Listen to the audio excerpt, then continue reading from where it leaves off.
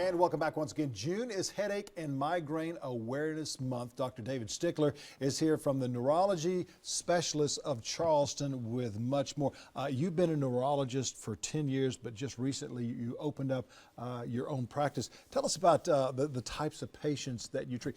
You and I were talking before we came back from the commercial break about having migraines. I had migraines as a young teenager. My uncle had them for a number of years. What causes these migraine headaches, not just a regular headache? So we really don't know the actual cause of migraine headache. We know a lot of things that can trigger migraine headache, and we have people when they have migraine headaches keep a diary, what will cause the headache, and they'll look back and it can be a smell, a food, even a genetic predisposition. We have many people that have family members that have migraine headaches. And when you say a smell, an actual smell can trigger a migraine headache where it's so excruciating that people have to lay down, have to go to sleep, dark. Why does that happen to us? We don't know why that chemical reaction will happen. We have people who cannot go through the perfume section of a shopping mall, or they will have the headache right then and there. I have to stay away from that area, or a place that sells all these fragrant soaps and so forth. I have to stay because I'm very sensitive. Do sinuses have something to do with the headaches as well? Well, I mean, you can get a sinus headache, which typically would be very much a painful pressure in that region, but we use other properties to determine whether it's a sinus headache or a migraine headache. As you mentioned, if we were talking, migraine headaches had that light sensitivity and that noise sensitivity that will happen that really wouldn't happen with a sinus type headache. What type of headaches are they out there?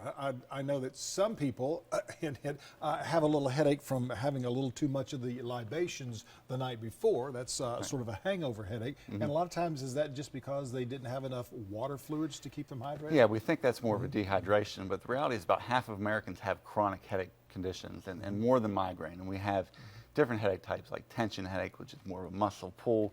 We have a cervical headache, which comes to the neck. We even have one called a cluster headache, which gives you terrible pain behind the eye. Wow. In my practice, we have the opportunity to actually do research in headache, and we have a trial for cluster headache right now through the clinical trials of South Carolina, and we hope to do that and migraine headache trials in the future. What are you doing to help people out that have these migraine headaches, that have sometimes they can be excruciating where people just really have to lay down? Right. And get in a dark room where it's quiet, and they have to get away from it. How are you treating these? We look at two different types of treatments for migraine. The first would be what we call abortive, and these are meds you take right when you have the headache. And we have pills you can take. They have injectable medication, nasal medications that you do to get rid of the headache, and they're very specific for migraine headache. People who have very frequent migraine headache, we do preventative treatment.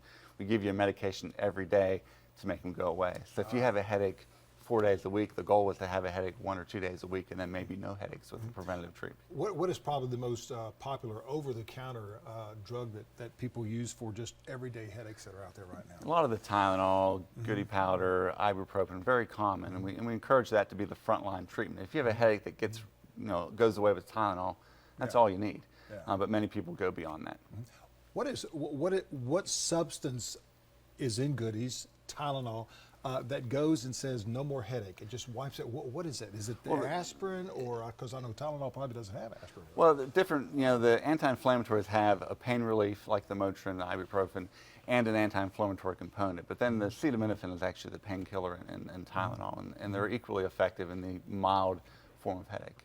How are you treating, to these days, how are you in your office treating migraine headaches? Because migraine headaches can last for days, if not weeks. Do migraine headaches mostly come in the morning or afternoon, or how do they normally come in? Variable. They can wake with them. So the first thing we do is try to get people aware of what they're doing when they have the headache. Can they identify a trigger that they can avoid?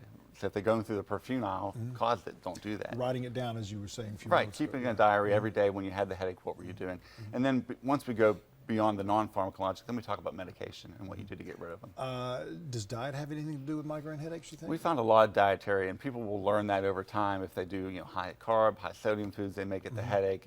Caffeine obviously can be a trigger of headache, and working through that diary, we can determine what may be causing the headache.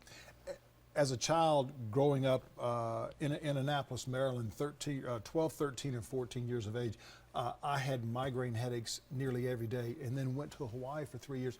I had one headache for the entire 3 years that I was in Hawaii. Yeah. Was that just the atmosphere? Was that maybe the great sea salt air that was there all the time? Probably a combination. We definitely have people that move, maybe from the north to this area, and they get headaches that'll increase, and really don't know why that may happen. The pollen, and many people come in that time of the year with headache, but really it's hard to pinpoint. How can folks get a hold of you, doctor?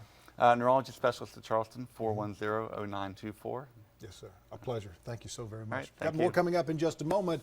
Stay with us. Low Country Live continues.